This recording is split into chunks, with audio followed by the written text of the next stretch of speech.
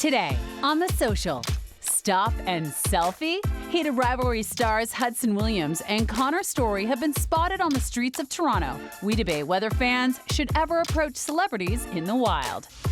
And Ben Affleck hit the jackpot on Who Wants to Be a Millionaire.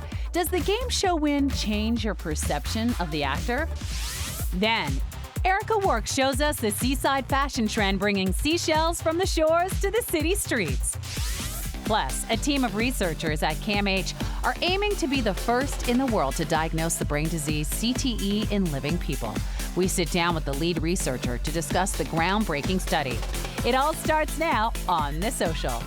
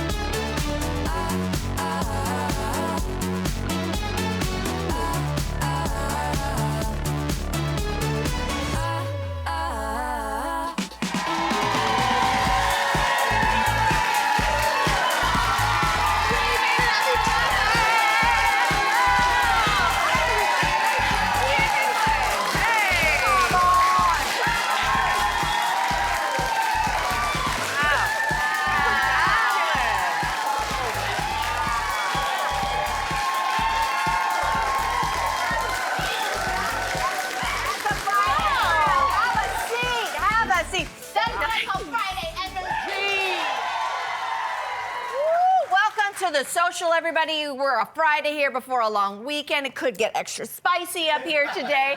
But why don't we start it off with this? Something for all the heated rivalry fans out there? So, the stars, Connor Storrie and Hudson Williams, well, they have been spotted around Toronto this week. And fans are posting a ton of photos and videos of them out and about. Now, the actors are now in town officially to start shooting the season two of the mega hit show Heated Rivalry. So, the question is it okay to approach celebrities like this out in the wild? Yeah.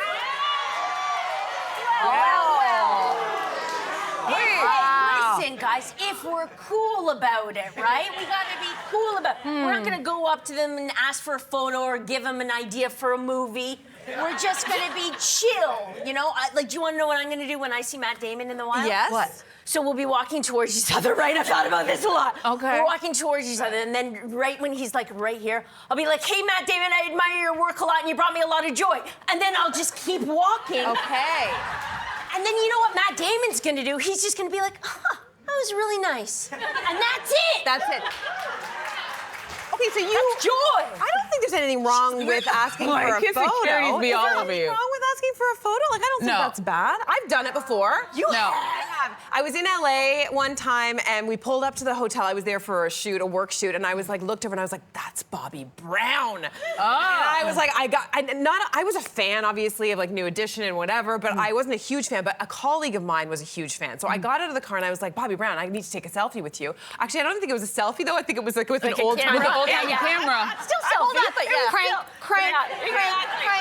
Yeah. Exactly. That was exactly what it was like. So he said, what, you're not a big fan? I was like, oh, no, I'm a fan too. So then I took the photo and put it away. And then the only problem with that was that I quickly realized he was staying in the hotel, and I kept running into him, and it was like, no, he wanted to get to know me very well. So that's the other thing, that it can lead to something that I have known you for 15 years, and I have never heard this story. Never heard it. Okay, so what happened? nothing. I started like Hiding from Bobby Brown. Yeah, hiding around. That is her prerogative. That's right. Oh, very nice. Yeah. You know what? I think it's great. I think you guys should do it, but I don't do it and I won't do it. And I'll tell you why. I have a friend who's very high profile, and every once in a while when they're in town, we will hang out. And so hanging out with them kind of opened my eyes to what it's really like to be a celebrity. And every, I'd say 2 to 3 minutes, someone was interrupting us and being like, oh my God, I love you. Oh my God, can I get a picture? Or starting a conversation. You can't tell us a hint? I'm not, no, I will never.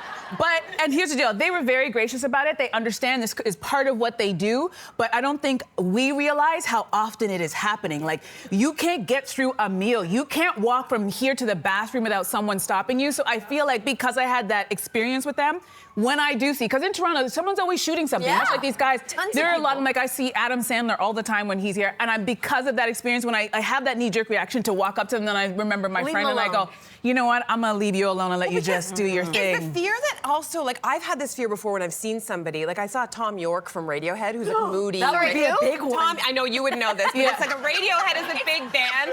And he was walking down the street and I was worried. I didn't want to say anything at all because I thought, if he's mean, I will be crushed. So, Yes. because some That's a actors, great point, You, Cynthia. you, You're they say worried. you never meet your hero. You should never meet your heroes. Well, listen, you and I are guilty of this together. Oh, what? Remember, like, we were at TIFF, and during TIFF, I think it's pretty fair game. You are here to promote a movie. I'm not going to bother you at dinner. I'm not going to bother you if you're with your family or if it looks like you're on the phone with your spouse fighting. Like, I'm not going to interrupt.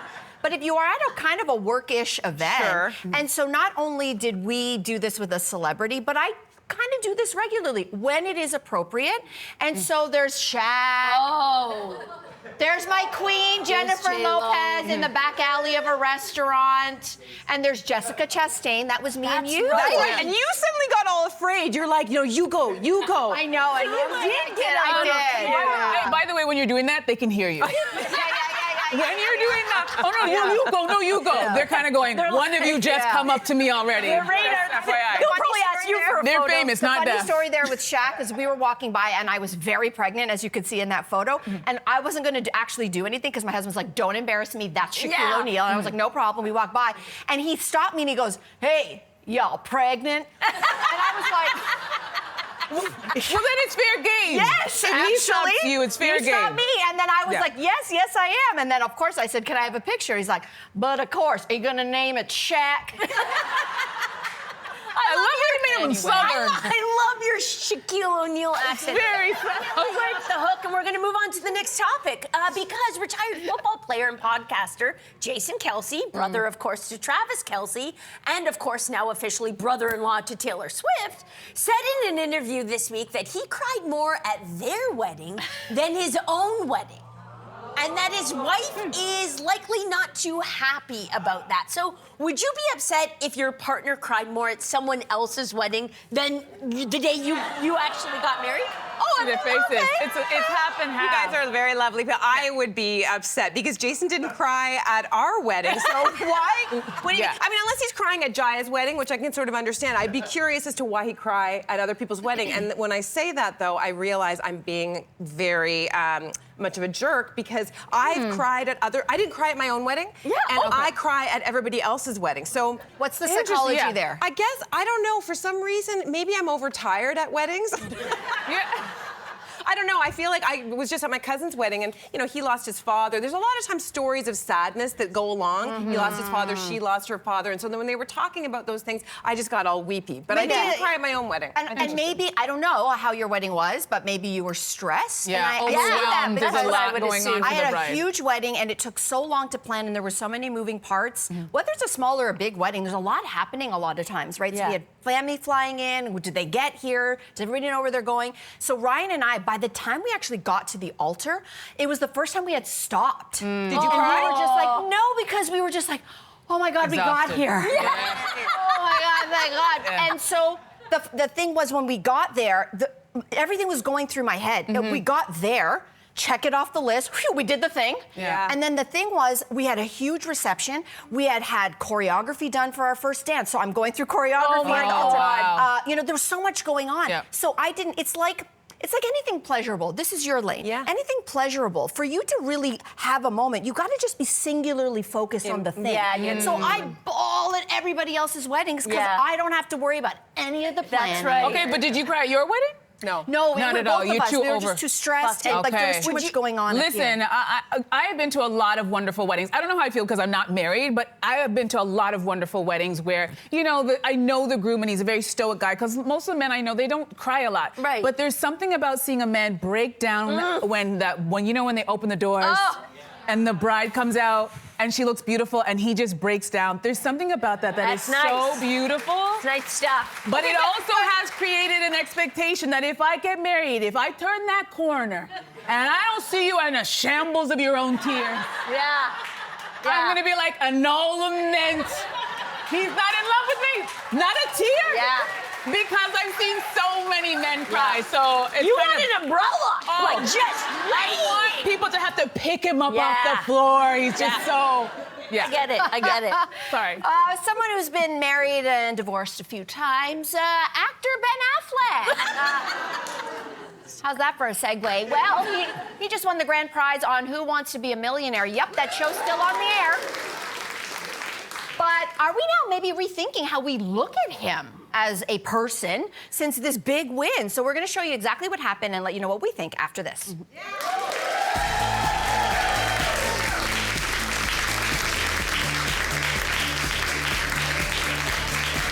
Tuesday on The Social, journalist Mark Medley shares stories of people around the world setting impossible life goals from his new book, Live to See the Day. Next week on The Social. Did your boots stop working? Did your truck break down? Breakout country star Dasha tells us what it's like to have her viral song, Austin, hit 1 billion streams and reacts to her ACM Award nomination for New Female Artist of the Year.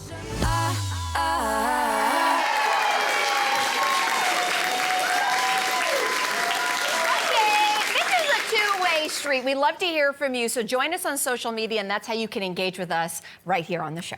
All right, so let's dive into our next topic. This week on Who Wants to Be a Millionaire, hosted by Jimmy Kimmel, actor Ben Affleck and Jeopardy champion Jamie Ding won the $1 million grand prize, all of which will be donated to charity. But Ben did so well, it got some of us wondering if we've been underestimating him all this time. So the question is, really?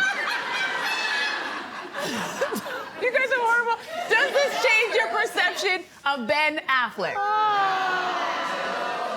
You guys are No, for me too, but I think for a little different than the It didn't change my perception because I have always thought that Ben Affleck is one of the smartest and funniest celebrities we got. Is he complicated? Yeah, he's a little complicated. He's human. He's a man of multitudes. He's made some personal decisions that maybe are unusual, but show me an interesting human who hasn't. Oh, I will stand beside Matt. That's interesting. Matt and Ben. We're talking about Ben. Talking about Ben. All right. Ben. What about you guys? Were you surprised? I mean, I wasn't exactly surprised. I mean, he did have an ex-Jeopardy player beside him. So, like, He saved it. He got them there, I know, though. but does the question indicate any type of intelligence? No, if but we there was really think Cynthia, sorry at the to say. $250,000 mark, Jamie was going to answer the question incorrectly, and it was something about this obscure Spanish festival. Ben got it. All right. Okay. So he showed his chops. Okay. Yeah. I mean, I've gone through different phases with Ben. I thought, like, obviously when he came out with Matt Damon and his first movies, I thought, oh my God, this is a really intelligent guy. When he was with Jennifer Garner, she seems smart. I don't know why we have all these kind of perceptions of people we don't know. But it was the J-Lo years and then the repeated J-Lo years where I was like, is this guy? You were questioning his intelligence, were you? Well, I was like questioning which brain he was thinking with, I guess, is really it. Oh. Wow. Anyway, she doesn't. I know, I'm listening. I'm listening. I know we're all listening. Do you see how we all went quiet? We're all like, no, that's all you, Cynthia. I just showed a picture with J-Lo. No, actually, everyone always thought, Melissa, when she got back again with Ben, what do you think about this? And I'm going to say something unpopular. I think he's probably a lovely guy. Those two, oil and water, should not be together now, Yeah. okay? Fair. The reason why is there's some personality traits that I think will always clash with them. And this kind of reminded me of it. He's a complicated guy. He's been very open with, like, challenges with substance abuse, gambling addiction. And so, just follow me for a second. Okay. When he won $1 million, I was like, is this scratching a gambling itch? Like, I just want to make sure this is not going to trigger something. And I mean it with seriousness. Like, I have been with people who have a gambling addiction. This is giving a little potentially gambling. So I was like, Ben, I just hope you're okay and you got a good therapist and you got a good support team because he looks really healthy right now. He looks great. So I hope he just stays there. smart. Stay there. You know what? I think this whole conversation and even the reaction from the audience, I think, speaks to something bigger in society, or our perception of certain career paths, right? So if I say athlete, actor, model, what do most people think? You think, right? You think that they're not as smart. But if I say teacher, news anchor, and judge, everybody will assume the person's very smart.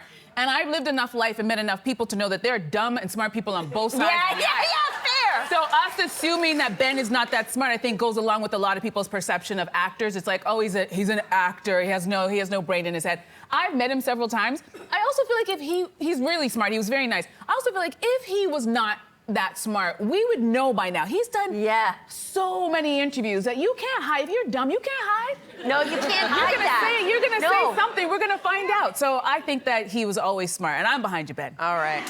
Even with J-Lo. Yeah, come on the show. We want you on the show. Anyway, we're going to move on to this. A writer for the New York Times is posing this question. In the heat of summer, is it appropriate to wear shorts in the office?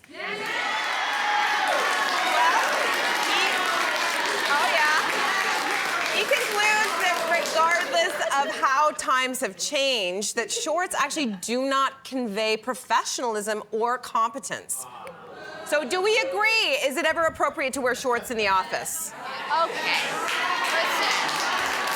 Well. Listen, the way that climate change is going, I think that Climate change. the new dress code is going to be a bikini, okay? I love. So get used to the shorts. Could you Listen. imagine a lawyer walking into the law firm going, climate change? Climate change. You know what? I think for me, listen, no surprise. I have been in an office place where I was told, Melissa, that's inappropriate. So it was actually short. Yeah, but here's the thing. I'm going to go back in time. I don't know if you're glazing over this story. Oh, I'll tell you the story. I might have been 18 years old. It was my first, office job. I'm a farm kid and I'm a club kid, but I am not an office kid. And so I got a really great job for my age at a place that used to be called Nortel. Does anybody remember? That's retro. That's Blockbuster Video and Nortel back there. And this place, I didn't know what Nortel was, and I'll be honest, I didn't even know what office appropriate wear was. Nobody taught me that. So I went in and I thought I looked really professional. So if anybody remembers a store called Tristan, and they had this sort of linen blend, and I think I looked safari chic. So I had this long vest. I had a nice little belt. It was a vest, right? And it was very covered. And then I walked into the office, and this lovely lady, I'll never forget her name, Elaine, pulled me aside and says, oh my gosh, your outfit. I said, yes, it's my first day. I'm really, really excited. Do I look okay? And she said, it looks like you're not wearing any bottoms. Oh. And it's going to be a problem. It's an office. Now, I was wearing bottoms. Just the vest was longer than the bottoms. So you couldn't see the bottoms. Mel. And I'll tell you something. I was so detail. appreciative because she actually taught me the attire. So before you jump, I was young, but before you jump to conclusions, do you even know what is appropriate? I wasn't trying to be that provocative girl. At least not back then.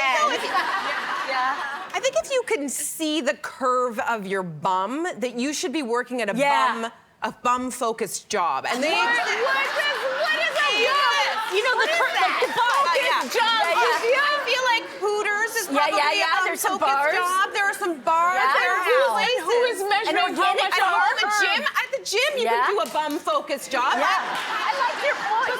Not all bums are created equally, so a flat bum and a big bum are like, wait a second. That's not fair. How come she gets to wear the short shorts? I think there's so many contributing factors. Environment, your position. We work in television, which is a little bit more relaxed, but even though it's relaxed, if our president Sean walked in with jorts on a Friday, I'd be like, no, Shorts. no, ma'am. Sorry, but that's then a funny But word. if the makeup artist wants to wear shorts or the person who's in the styling department, I have no problem with I walked in it. with shorts today. I walked in to work with shorts. Yes, just yes, because you my did. Very style nice. icon. And that's fine. I'm trying to always dress like a young little royal prince who's going off to private school. That's my vibe. But here's the deal, but if you are a lawyer at a firm or if you are working in a bank and I'm coming to you to talk about getting a loan and you're wearing that, I'm But like... I got loafers on. Nope. Those shorts are too short and it's too casual. I'm sorry. You know Prince what? George dresses like that. If it's good enough for Prince George, it's good enough for a lawyer. I will call myself out. In one of my first jobs, there was a dress code, and at one point, I wasn't allowed to wear pants. No pants, no shorts. I had to wear pantyhose and shoes that covered my toes. Like, I worked in places where it was Was it a flight attendant? No, it wasn't. Okay. It was actually just a regular place, but it was very conservative. So I know that's still in the back of my mind, and I'm glad that things have changed. But I feel like sometimes the change, we've gone too far. I don't know about you guys, but I'm seeing the bottom of too many people's bottoms. Well, that's what she was saying. The shorts are too short now, so I think it You gotta be really a depends. bum-centric I think we have to position. stop bum shaming on this show. Okay, saying that for a friend. Coming up, everybody. Okay, so what do you do when someone brings an unexpected guest to your dinner party and you don't have enough food? Okay, we're gonna tell you what one person did and then what we think about it after this.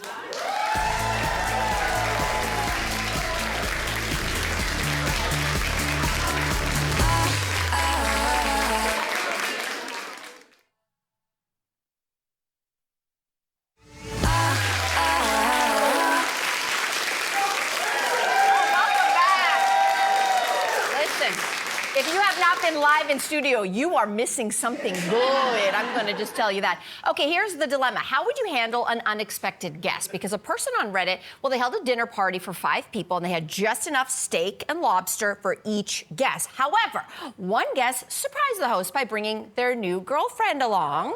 So the host then offered the woman a frozen dinner. What?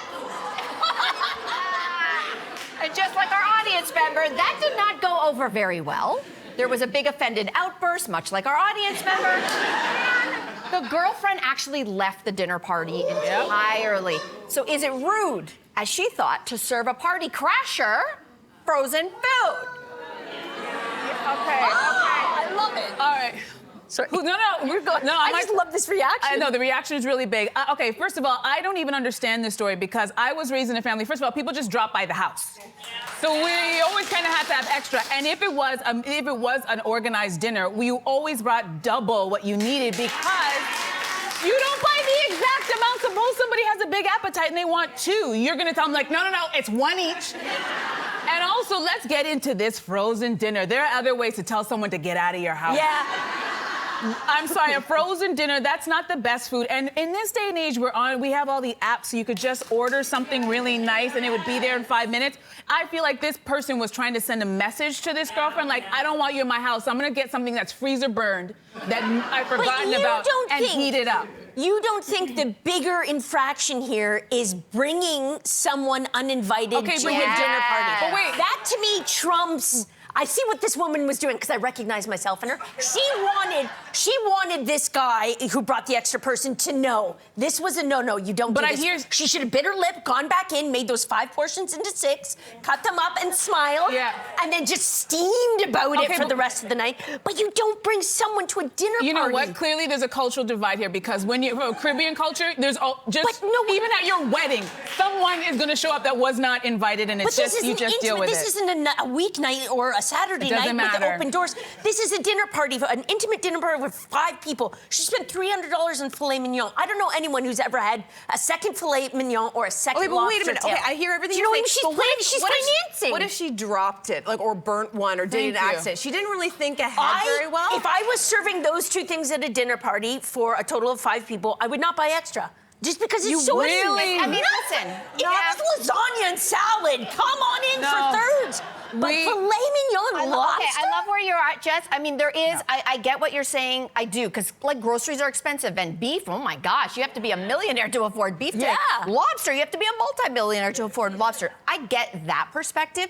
But speaking of culturally, my mom, Claire Grelo, her love language is food. So the idea of open door is also followed up with things like this. And so this is how you feed people. No, but that's the norm. Feed people. But that's the norm. That's the norm. There's no running out of food. There's no such thing. There's no inviting people to your house and running out of food. My mother would You're inviting 10, 20 and serve people. it to you. Yeah. But if you're having an intimate dinner party. Still. I get what you're saying. I know, I get it. Guys, can we get to I this it. last topic? Oh, yeah, Okay. yeah. All right, because you're not going to let it go because the filet mignon is expensive. All right, so a new global competition sport is on the rise. It's called speed puzzling. And it's exactly what it sounds like. Competitors have a limited time to complete a 500-piece puzzle. Sounds exciting. So, do you see the appeal of a speed puzzle competition? Some people, guys, I didn't get it at first either because the puzzle is very calming. But listen to this. It's kind of like people who are not into sports finding a sport you can just sit doing, right? Okay. Yeah, right? It's a sitting sport. I take days to do it, but this person, the reigning champion from Poland, finished a 500-piece puzzle in under 40 minutes. Wow. That is cardio. That's cardio, guys. It's like cardio.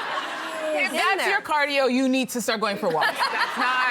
That's not cutting it. You know what's very bizarre? Okay, I remember, you guys remember this, when we did puzzles, before this little device was taking up all our time, you did puzzles as a way to fill in the time or something calm, where you had it set up on a table on the side that you didn't use that often, and every once in a while you would just work on it. So there's something about turning it into a competition that feels weird. It's like, the gamification of it. Yeah, it's like crosswords. You don't do that because you're trying to you just do it as a way to relax and just to kind of, expand your mind and, kind of quiet your mind as well. But Canada has not done as well. The person from Poland, guys, Cynthia is so passionate. They finished the same puzzle in just over 51 minutes. So, guys, we have room to grow. You can get Cynthia. Just watch Analyze, everyone. Facts and figures from the puzzle and championship world. Competitor. All right. Future puzzle competitor. My gosh, I love this show. Next, everybody, Erica Work is here showing us how to achieve coastal chic for your look this summer or your next summer gathering. So we'll be back with that right after this.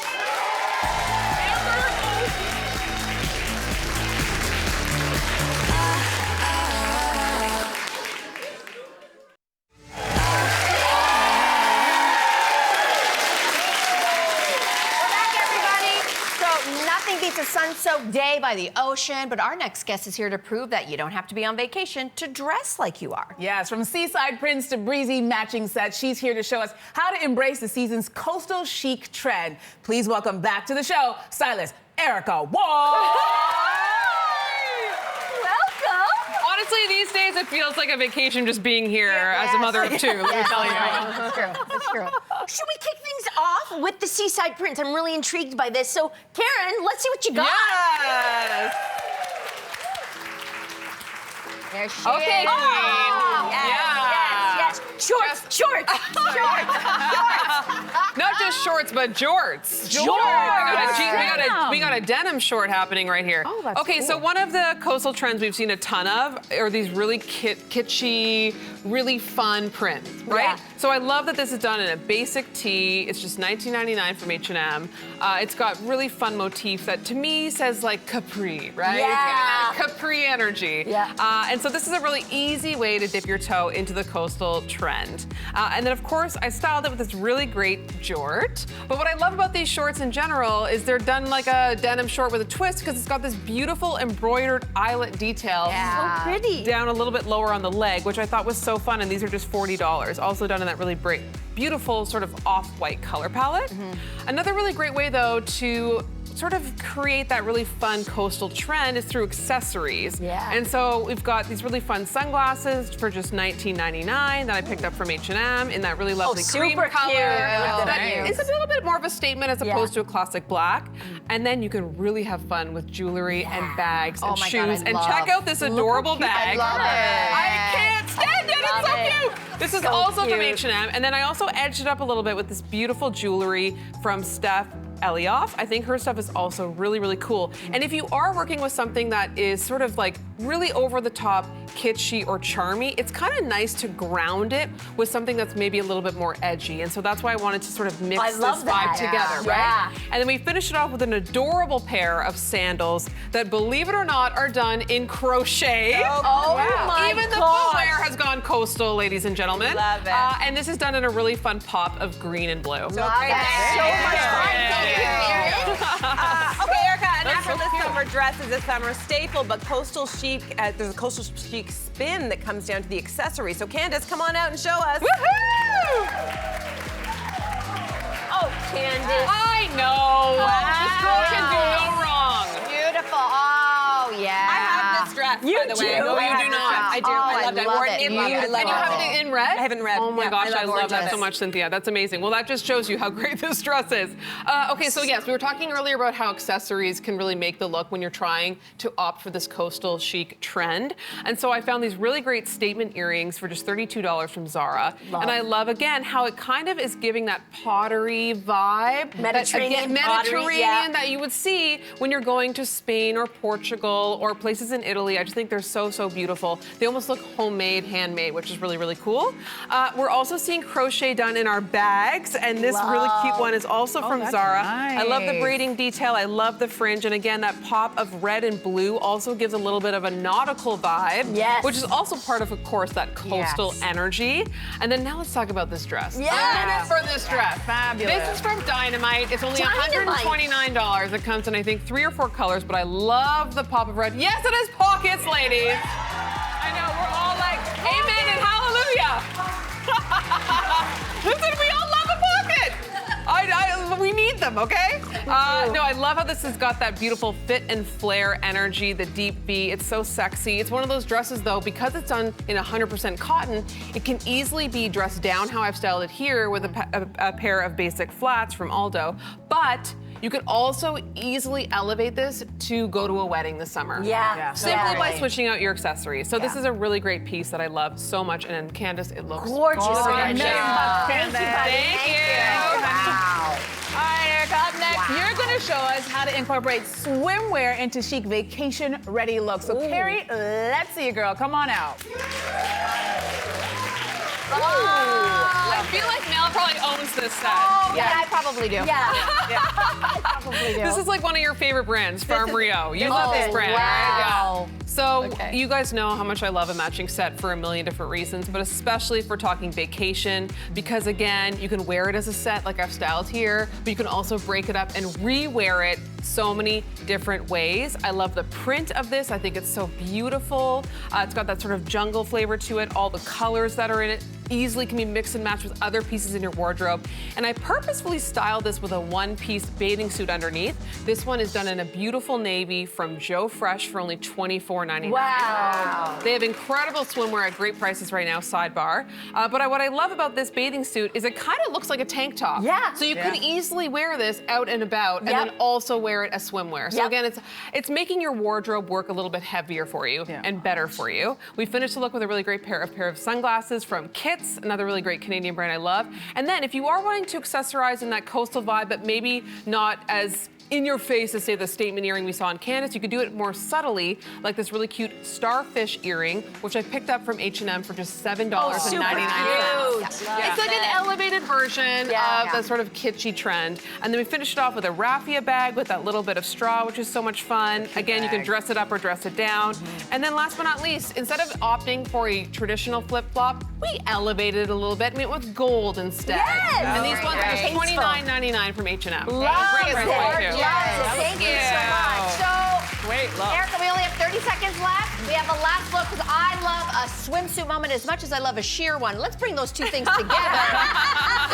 Karen, come on back out. Melissa Grelo. Oh, That's cute. Guys. Stop it. I know. This is so good, right? Stop it. Okay, well, Mel, you're about to die then because this top, $29.99, the pants, $39.99 for H&M. So you're getting both pieces, a full set for well under $100.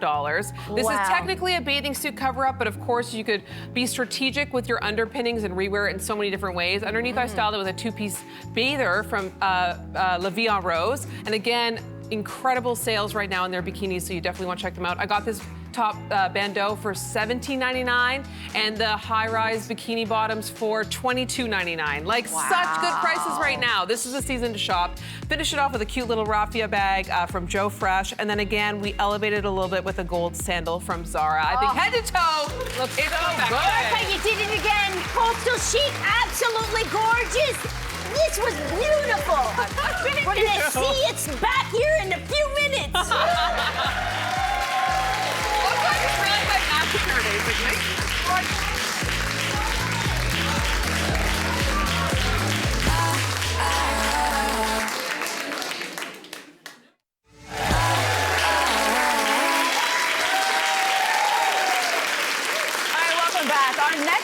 Loyst is leading a team of scientists at the Center for Addiction and Mental Health who are attempting to be the first lab in the world to diagnose CTE in living people. Yeah, this is really cool. Please welcome to the show the scientific director and chief radiochemist of the Brain Health Imaging Center at CAMH, right here in Toronto, Neil Vastev. Welcome to the show, Good Neil. to have you here. Thank you. Honored to be here. Okay, so for people who don't know what CTE is, first of all, what does CTE stand for and what is it?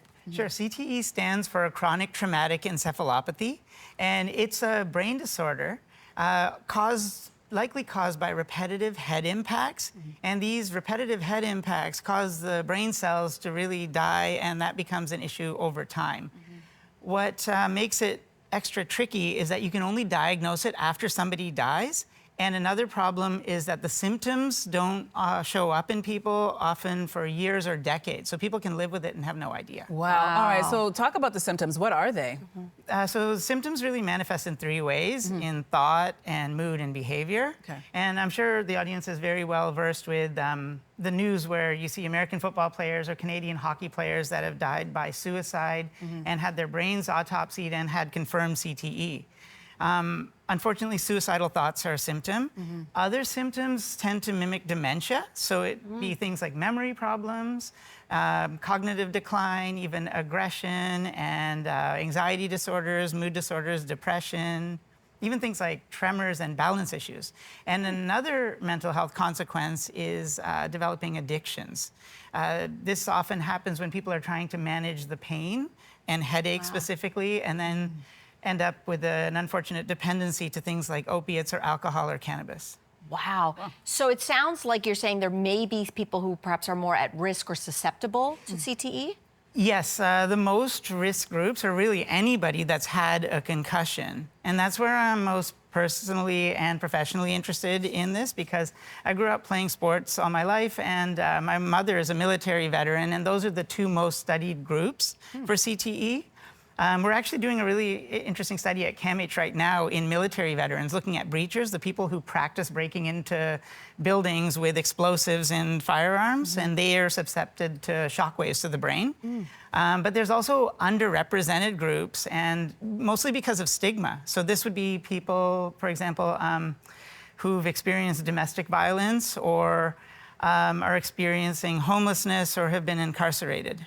Wow. All right, so Neil, you mentioned that people who are diagnosed with CTE, it's only diagnosed after the person dies. Why is that? So right now, the only way you can definitively prove someone has CTE is post-mortem. So a neuropathologist will take the brain and they'll spend a couple of weeks hunting for a protein called tau. And tau is part of our normal brains, but in CTE, tau is it starts getting abnormal folds and going into regions of the brain that it's not supposed to be. So the biggest challenge we have is we don't have a way to detect CTE in life. We can do it post-mortem, but not in life. So you are leading a really big study right now at CAMH. Can you tell us more about it? Sure, this is something we're really excited about. It's an ambitious goal. We want to be the first lab in the world to detect CTE in a living person. Wow. Yeah, and we do that using a medical imaging technique called, most people are familiar with MRI and CT scanning because that gives you the structure of the brain. But we use a medical imaging technique called PET, where we manufacture a radioactive dye. So we take a drug molecule, we add a safe amount of radioactivity to it, and then we inject it in the body, and we can do functional imaging in the living human brain. So this is really cool. You've actually brought us some brain images to look at today, and can you walk us through what we're looking at here? Sure. So on the these are our new radioactive dye that we made. These are very preliminary early images. On the top is a healthy individual, a volunteer, and on the bottom is a person who's had repetitive brain impacts. So I want to stress that this is really preliminary data. So it's not a definitive diagnosis of CTE yet. We still have a lot of work to do, but you can clearly see that the person with repetitive head impacts, their brain is lit up much more than the healthy control. Is lit up. So you're looking at that it's lit up. Yes, exactly. The brighter the image, the more likely that we're seeing CTE tau. And what about the colors? Does that mean anything? Yeah, the red means it's more of the radioactivity in that region. So the brighter, the yellows, the greens, and the reds mean it's more concentrated. The radioactive tracer is more concentrated in those brain regions. Okay. And how is this research being done? So the way we do it, it really starts in the chemistry lab where we make radioactive imaging agents that we're targeting CTE tau. And the first thing we do is we look at the brains of people who've donated their brains, post-mortem brain tissues, and we see, does the radioactive tag stick to where we expect it to? And then we move to studying it in people. So then we recruit in healthy volunteers and people with suspected CTE. They come to our center and they get a battery of cognitive tests, followed by an MRI scan and a PET scan so we can see the structure and the function, similar to what we saw in the images. So what's your goal with this study? Our goal is really to be the first lab in the world to detect CTE in life. That's their ultimate goal.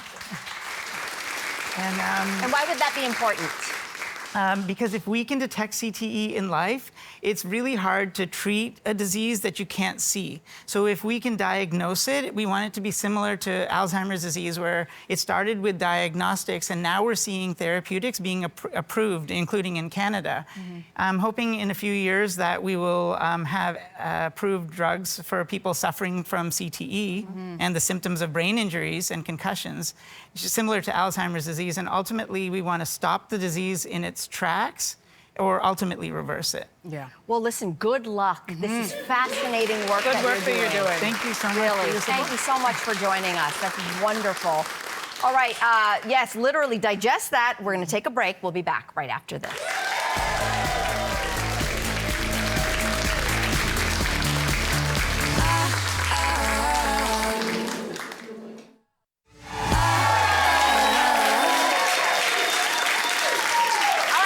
On The Social, we have a Michelin-starred chef giving us a taste of Hong Kong in studio.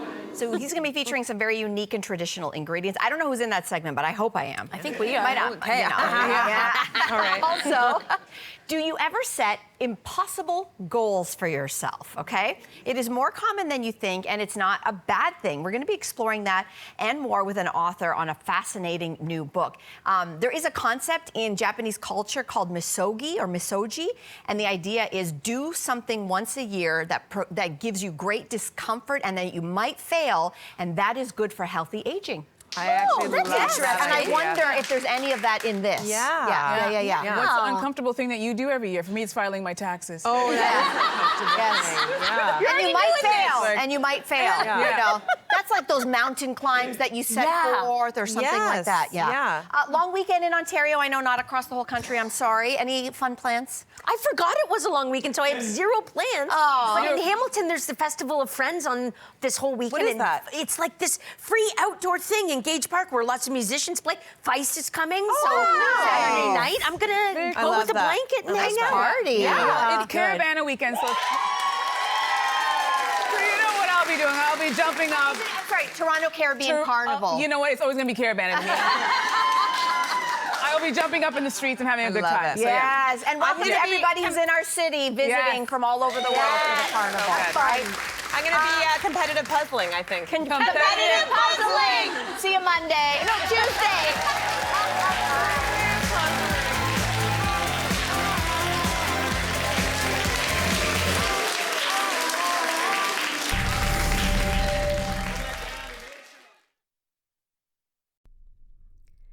Thank you for watching.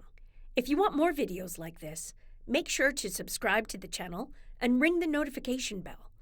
For bite-sized videos you won't find anywhere else, check us out on Instagram, TikTok, and Facebook.